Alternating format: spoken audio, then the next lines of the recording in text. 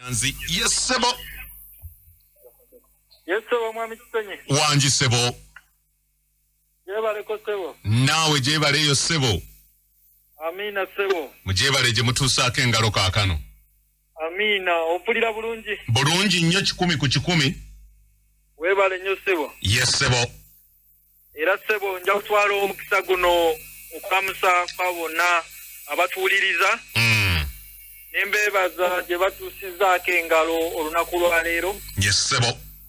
Amanya nga bulijjo Omukenkufu Nyanzi Julius okuva mu Prof Bio Research. Prof Bio Research tuli wano ku Equatorial Mall ku Bombo Road. Wetusinzira okubaweereza. Twebaziza bonna abatugoberedde ebbanga lyonna. N'okusingira ddala abateeka mu nkola ekizaamu amaanyi era tusaba abagenderaawo era mu mbeera eyo y'okwekulaakulanya tugamba nti ebirungi bibeera mu maaso. Abatamanyi Prof Bio Research tulina engule z'obuyiiya mu Uganda. Wow. Tuzze tuwangula emirundi mingi. Uganda Manufacturers Association, Best Innovators 2018. Yes sebo. Private Sector Foundation Best Innovators 2016. Buterevu.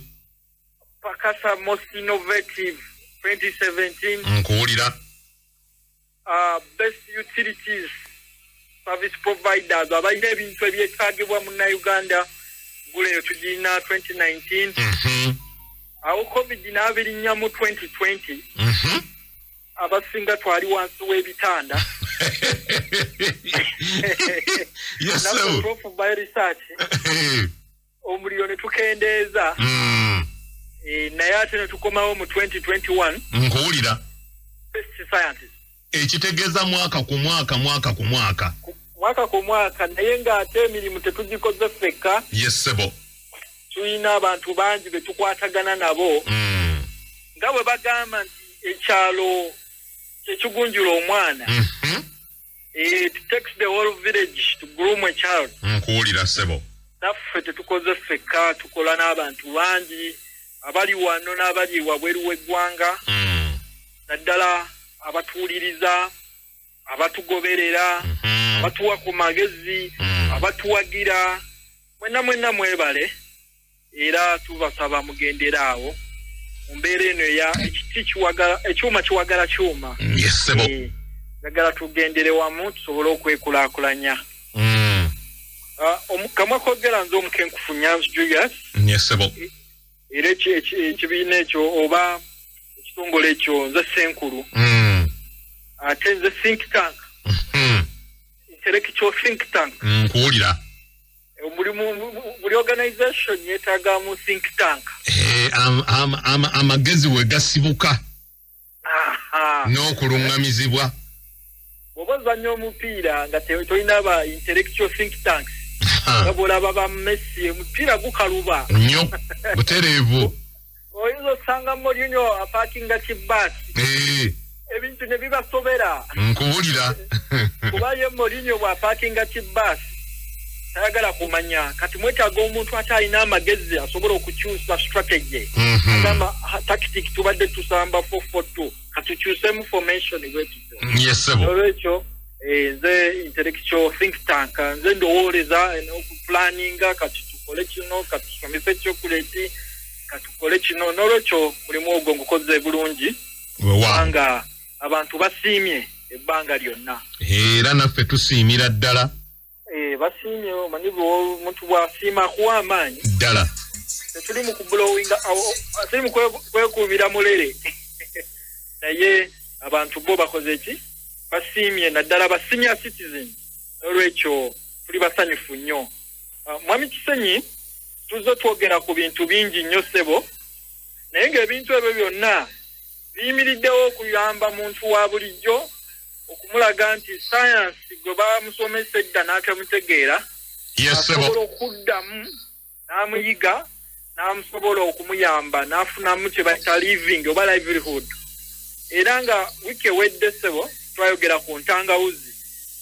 Entangawuzi ndowooza abantu bagimanyi bulungi nnyo. Tewali kipya kye nsobola gyogerako abantu bagirimye abamu bakugu nnyo n'okunsinga mu kugirima naye ekibadde kibulawo yesebo kwe kugattako omutindo omutindo ogwo tugamba ye challenge ebaddewo ey'amaanyi kati omutindo ogwo kikulu nnyo value addition ensi zikirimaanyi zikulembeza nnyo value addition yesebo kubanga value addition esitula ensi nekulaakulana speed y'ekika ekyawaggulu olaba ensi kati nga ziggana zaali z'amaanyi nga zisinga obugagga Asian Tigers mu 1970 ni kati bali ne batandika katugeze nga Malaysia okugatta omutindo katugeze ku byennyanja ne batandika ogenda mu automobile bintu bya kukola motoka kukola kino technology nazo zikulaakulanye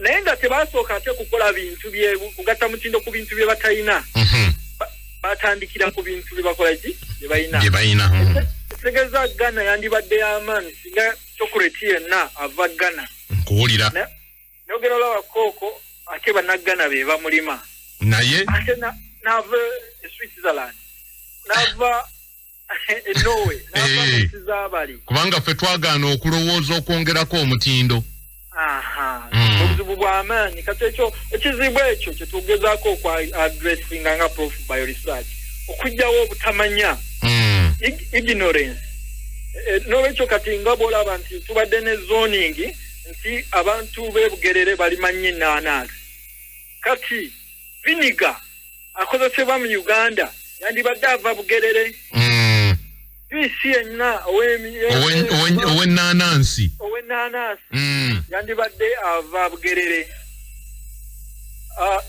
ne tulaba chocolate yandibadde ava bundi bujjo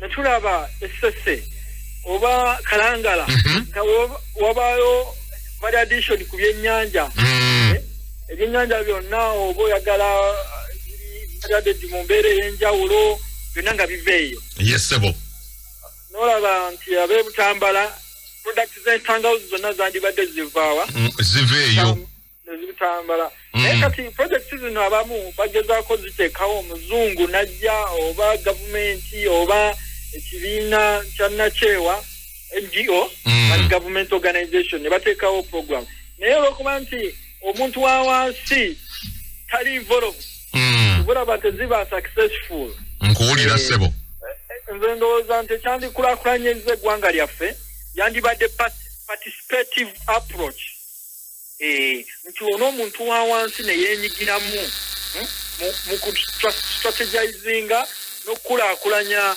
project yonna ebesobola okukulaakulanya waawangaalira n'olwekyo nze kati nze nsazeewo nti ebintu bino bye tuzze nga twogerako katubitandikeko tulage abalala bisoboka era nga entangawuzi eno commodity etunda mu nsi yonna eva mu ntangawuzi ye oyiro oyiro w'entangawuzi watunzi nnyo mwami Kisenyi era nsuubira abantu bonna abalima entangawuzi singa benyigira mu kukola oyiro nsuubira singa bali wala nnyo okukola oyiro tukyangu nnyo kizibu kubanga tuze twogera ku disitira ebbanga lyonna disitira netutuuka n'okuteekawo enteekateeka ey'okuwa abantu bano disitira kibanja mpola abo aba Rosemary twabagamba bw'osimba yiika 10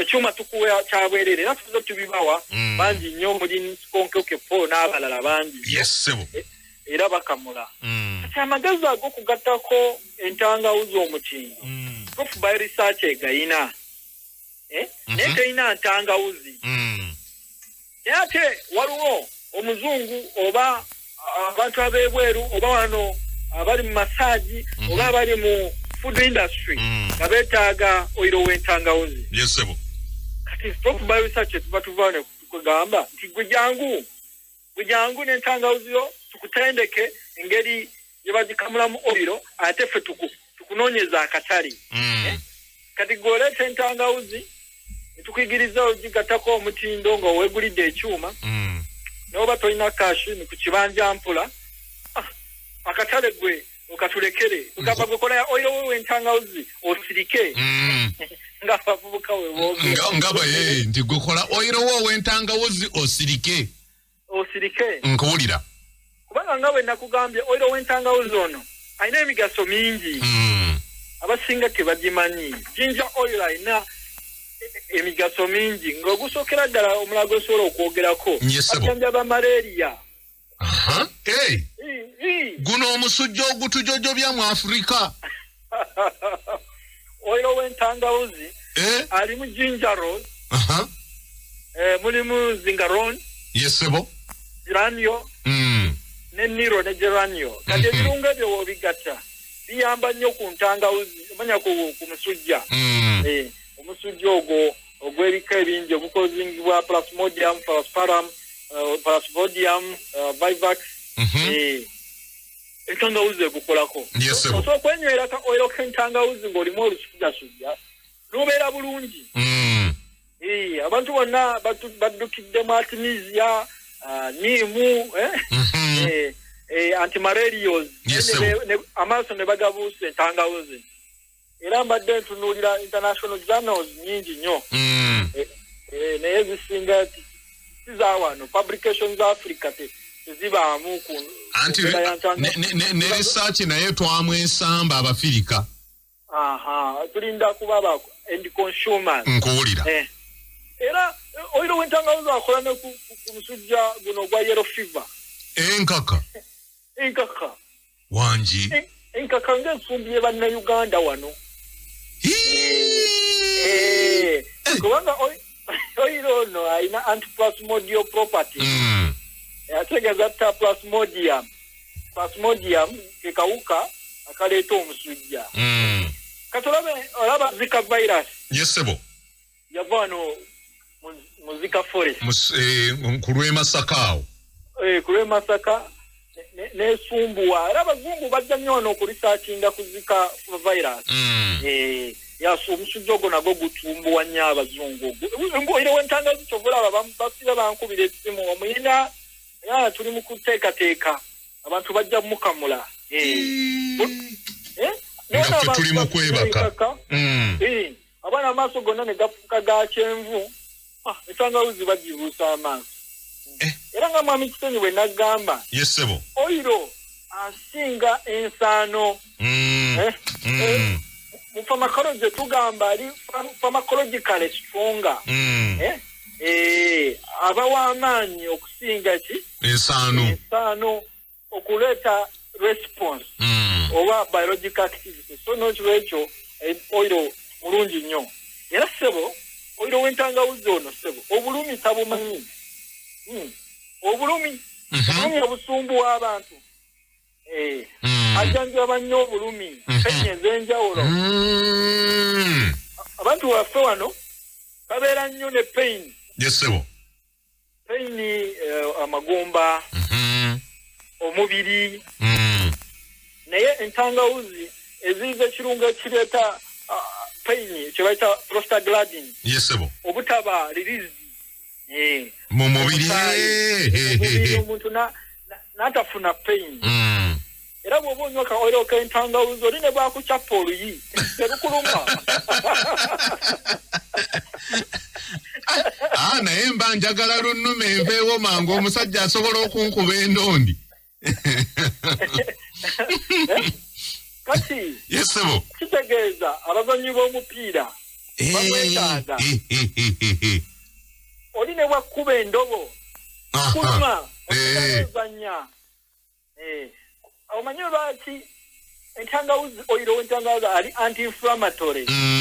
Takkiriza butofaali kuzimba. Obutafaali bwe butazimba n'ekirungo kiri tekiba released ekya prostaglandin. Nkuwulira ssebo. Katujja kulumwa. Kategeeza kasitawo oggolola awuliddewo bulungi. Abazannyi b'omupiira bamwetaaga. Abagenda mu jimu. Agenda lunaku lumu taddayo. Yesebo. Wali abakyala. Agamba owange binywa sikyatambula sijja kuddayo ebya jimu byannemye. Omubiri gumuluma n'atuuka ne mu ofiisi nga takyasobola kutuula mu ntebe. Nkuwulira. kati abantu bwe batyo betagayo ka olokentangawuzi era ndi musanyufu mutabani wange amuza yakatimirawo ku lwokubiri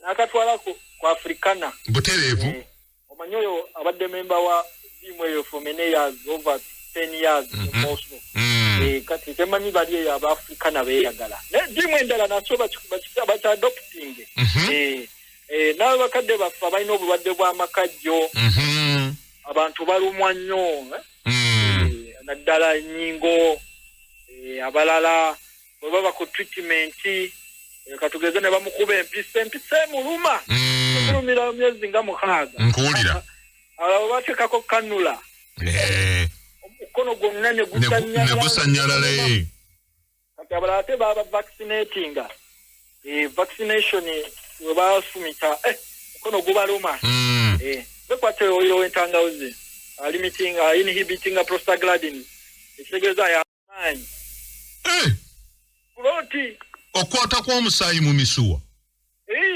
obukutubba obwo buleese tabu buleese stroke buleese heart attack nkuwulira buleese okusanyalala it is the 21st century problem kyaffe kati problem yaffe kye tulina musaayi kukola clot ate teri bantu batya clot ng'abantu abalina power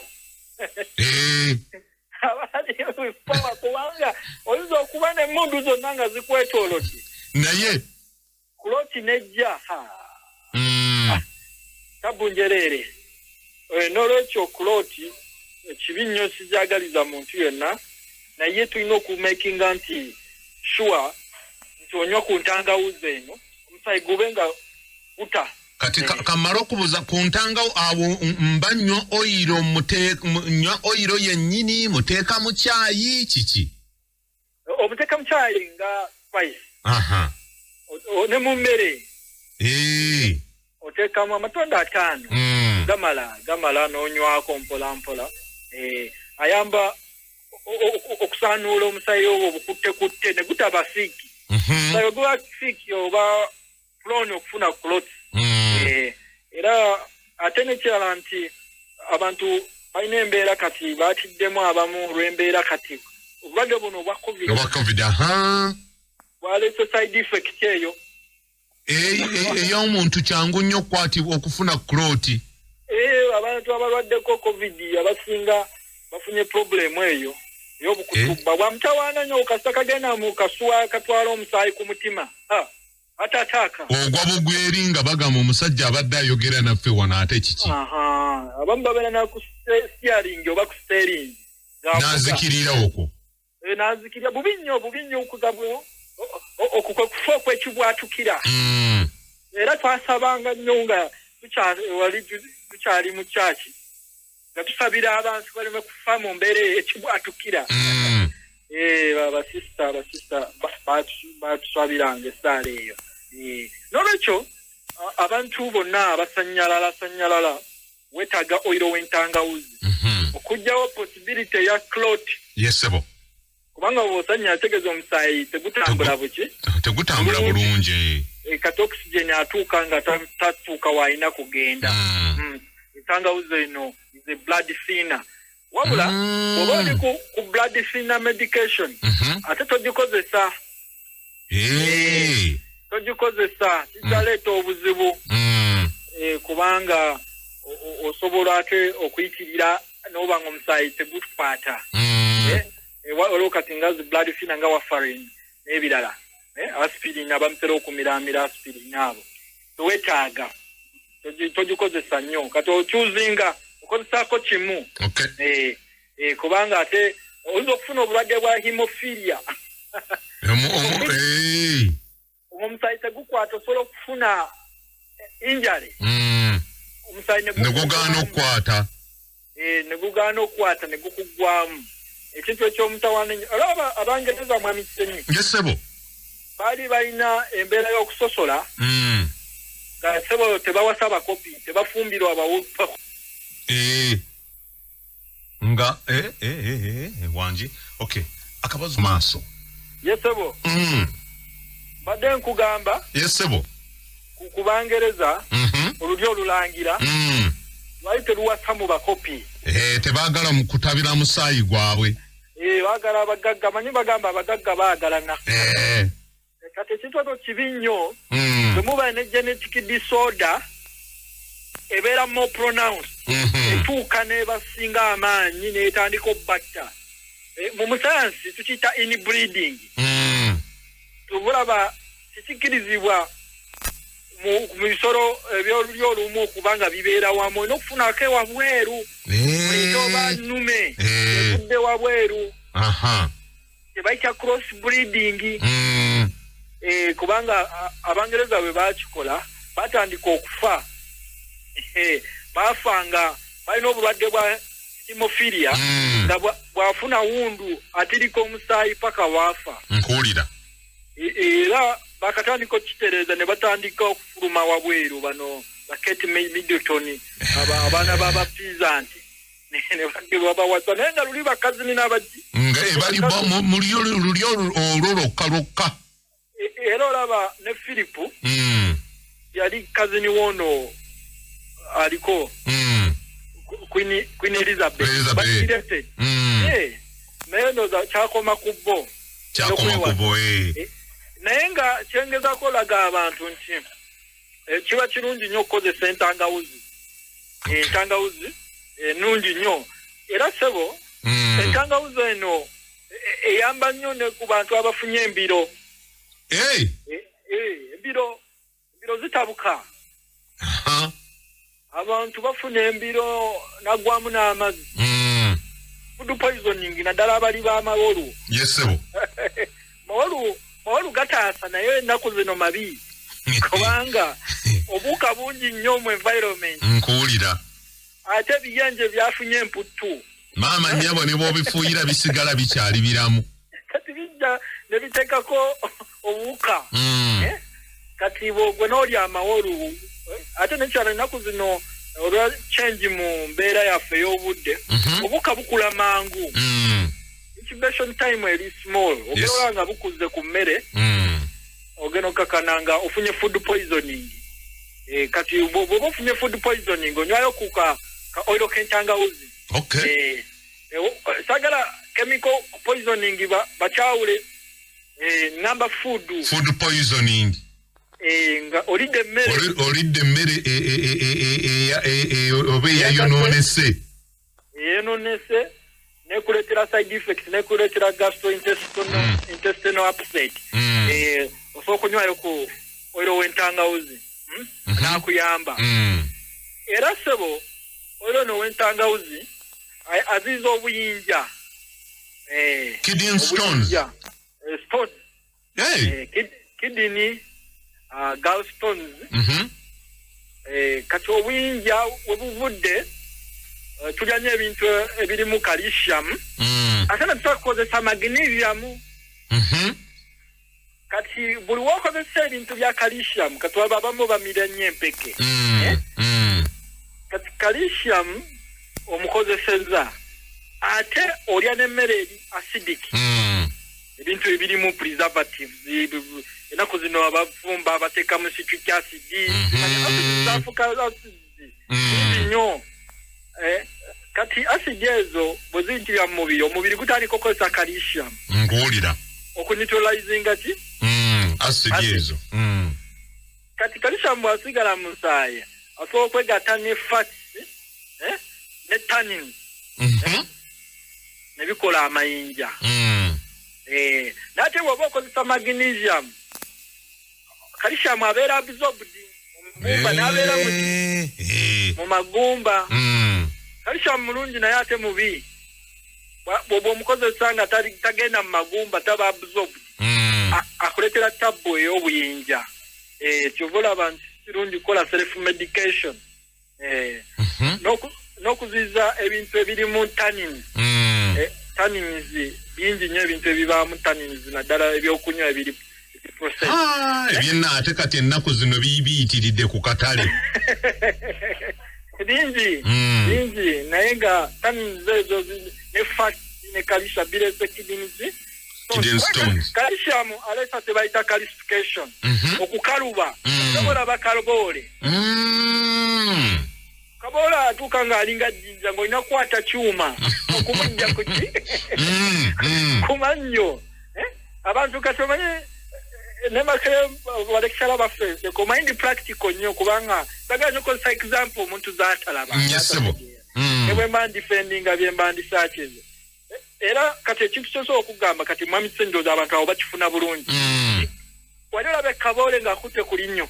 Ha baba. Olina okufuna eddagala ly'amannyo ery'amaanyi ennyo okugira okutereza amannyo. Kati ate abamu n'eddagala terimala akwata n'ekyuma badenti balina ekyuma kyabwe. Ako ke bayisaako kalinga oba kalinga nkategedde katiisa n'okutiisa ng'okawulira bakataddeko n'ogamba leero tekagenda kumalawo linnyo.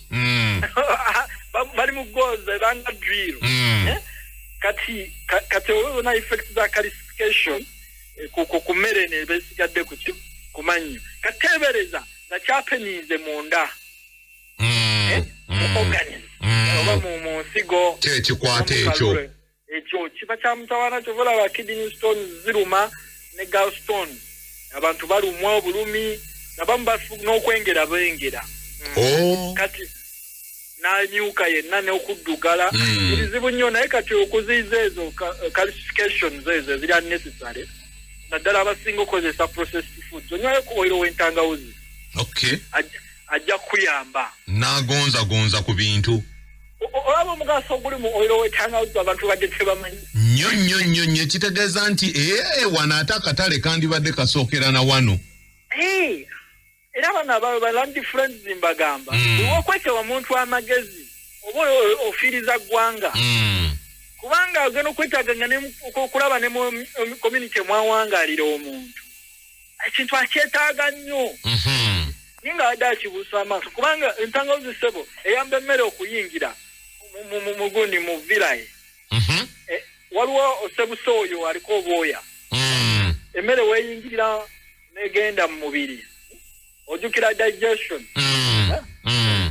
bila yeyo kati abamu mmere bagiryanga teyingire eyitawo buyisi n'abanga yena bukasera alya naye nga munafu n'alya nga talina maanyi n'abanga afusa luyongoyongo lunuma kubanga assimilation emmere teba absorb emmere bwetaba absorbed ate tosobola kufuna maanyi kati oilo w'entangawuzi ayamba ku assimilation era bw'omala okulya olina ekikopo ky'entangawuzi nkuwulira noteekako mu mazzi noteekako ka oilo lwaki ngamba ka oilo kubanga ka oilo kalimu ebirungo ebitali mu pawuda ebirungo ebyo nabyogerako wiiki ewedde nga sugars ekirungo ekyo kyekikulu kikulu nnyo kyekikola kugamba mu pharmacology tugamba kyekiri pharmacological active kyekiri muno ekikola ebyo kati kyekirungo ekikola enjawulo oilo ate n'afuuka w'amaanyi okusinga kuki ku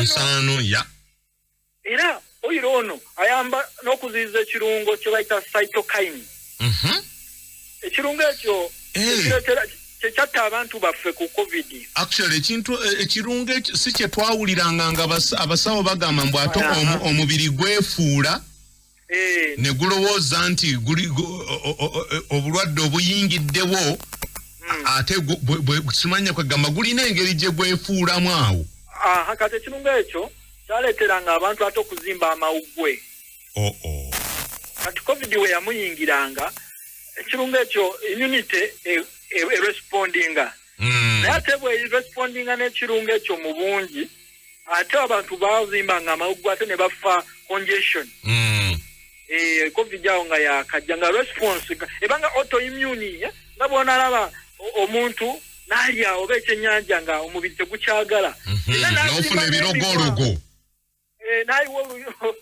n'ayiwa skin rash n'afuna ebirogologo omubiri ne gumusiiwa emimwa ne gizimba amaaso ne gamyuka amaaso ne gamusiiwa kati ezo eba excessive reaction kati ekirungo kino kya mutawaana nnyo nti cytokines bw'oba nazo zizimbya amawuggwe kati kitegeeza gundi ono entangawuzi eyamba ne kubaasima. Oh, wow. Kubanga ekkakkanya obusungu bw'omubiri eri anti-inflammatory omubiri we guconstrictingira ng'ate yo ewagira ze bayita beta agonist ne zigaziya amawuggwe gali bronchial pathways ziba nga tezizibikira omwana ono n'atazirika nkuwulira n'atayitayo nti asima zimusse kati entangawuzi ekkakkanya nnyo obusungu naddala mu mawuggwe kubanga stimulating ze tuyita beta agonist ebirungo ebiyamba omubiri okukkakkana ne gutazimba ne gutareacting n'olwekyo nkulu nnyo kubalina asima kubanga towetaga namuteeka ku inhera bw'aba abadde anywa oiro w'entangawuzi wangi kubanga inhera is like immediate first aid response amawuggwe gazibikidde ndio tekyakola ki tekyayingira naye omuntu anywa oiro w'entangawuzi tegasobola kuzibikira kubanga ali anti-inflammatory ate adilatinga pathway ziri tezizibikira kubanga obanga agugodde olaba bano abafanga covid nga cytokine bweba cells responds to cytokine storm nga tezizimba buzimbi nezizimba amaki amawuggwe cells oba obutofaali obw'amawuggwe n'olwekyo entangawuzi nkulu nnyo ate mwami Kisenye ekisinga okujinjagaza yamba ne abameketa amanyi ekirogo owulira oli n'agamba bannange gundi ameketa amannyo basiyita Bruxism obulwadde mu science bayita Bruxism n'obwo bulina erinnya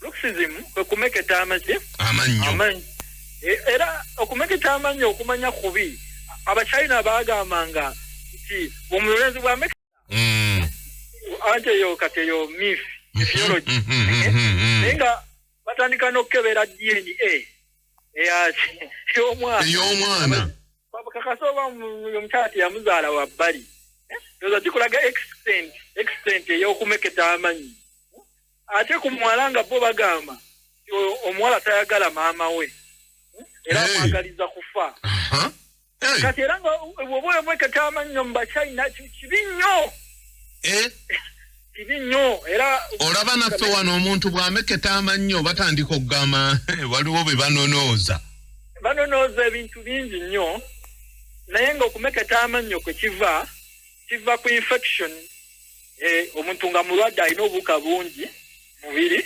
naddala mu baana abato ate ekirala nekiva ne ku stress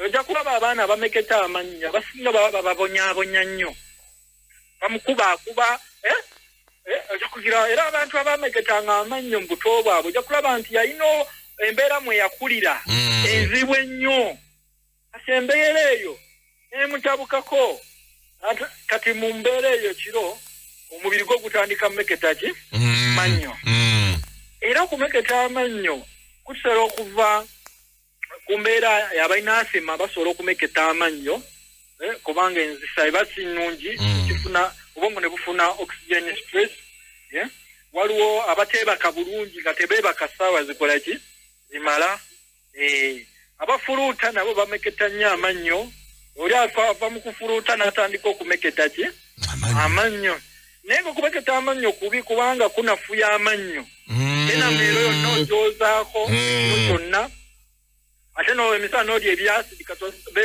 babeera n'ebituli mu mannyo ne babeera n'ebituli mu mannyo ate ne bagenda for amalgamation okubizibikira kirese side effect nakyo kati n'olwekyo okuziza embeera ey'okumeketa amannyo nywaka oyo kentangawuzi kubanga bitakyalagamba abaana 10 boolaba bana bameketa amannyo abo baba bangi kitegeeza abantu ekiro kuba omuntu ameketa amannyo akulemesa okwebaka ekiro ate bw'osanga kalica yaffe bano abanonooza batandika okunonooza kino ne kiri n'olwekyo mwami Kisenyi abantu bettanire okunywaka oyiro k'entangawuzi kajja kuyamba nnyo naddala abaana we wafuna infection kubanga abaana teboogera ate infection ereeta toxicity mu mubiri kubanga bacteria oba fungi oba ze bayita microorganisms zireeta metabolites zazo mu mubiri ezo zireeta side effect kati muweka oil k'entangawuzi kali detoxifying kali antibacterial antiprotozoal ate nga kali laxinga era nga ayagadde oil ono Prof by research tuyigiriza abantu okumukamula era osobola n'okumusanga ku Prof by research wano ku Equatoria kamba namba y'essimu abaagala okwebuuza ebisingawo eri 0702 06 mukaaga 5 kanjiddemu eri 0702 06 5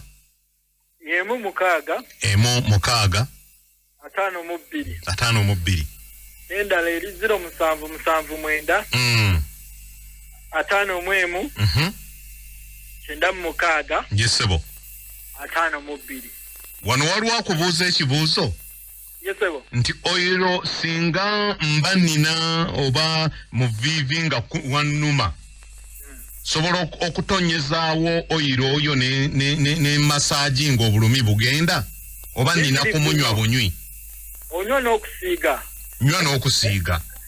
kubanga wano bw'osiiga oba otagetinze target cells obuzibu we buli ate bw'onywa oba otereza bode yonna ekirungo kya prostaglandins oba kyandivudde eno ku mugongo ne kirumba evivi ne kikukosa oba okirimitinze kugamba system yonna bazita adaptogenic herbs oba oils zitereeza omubiri nga gwina okuba system yonna kiri okay abayambibwa naye nga kyenjagala bamukozese oil naye ate njagala baba involved mu money economy ya oil w'entangawuzi kubanga ne mu Europe bakola eddagala ly'ebifuba abateekamu nki entangawuzi ate entangawuzi eri safe terina toxic substances n'olwekyo bajetaniro gigatako omutindo kinnuma nti bannabutambala bakaaba entangawuzi aba abayamba babayigiriza nsaano naye kati oli omusajja ayemumanyi yasoma agamba nsaano tengasa naye kati bagambe olina oyiro olaba oba anaasula oyiro ali powerful tubula tugayita mafuta gatambuza obulamu ajja kutuyamba nagamba ne wiki wedde ku vertigo abalina vertigo problem obu bavugira mu matu ne babanga ensi ekuleekaanira naddala abalina pressure ya wansi abo n'abali ku medications ziri strong batera ofuna problem eyo n'abasesema oli mutudda mu motoka osesema omanyi abantu era abantu abava embaala eyo batera okujja n'obuveera simanyi oba kiki ekibasumbuwa abantu abo nja kutunulirako dayate yaabwe ogeba era mu takisi balina obuveera nolowooza obuveera oba alina kyaguza naye bambi ajja asesema naye si mulwadde naye nga motion sickness beekwata abantu b'embaale batumiddeko nnyo batuwuliriza nnyo beekwata akatangawuzi ab'ebukyambala bannoonyi mbawa amagezi g'ogigattako ki kale omutindo weewaawo bajja wano ku Prof by research ku Equatoria kale sebo ate nakeddewo nziwedde okuva ku makya wendi era nkyaliwo weebale nnyo sebo lunch time weebale nnyo sebo okupa omukisa guno amiina ekyuma kiwagala kyuma weewaawo sebo olwaleero mbawagadde amiina weebale nnyo sebo kale mitwe gy'amawulire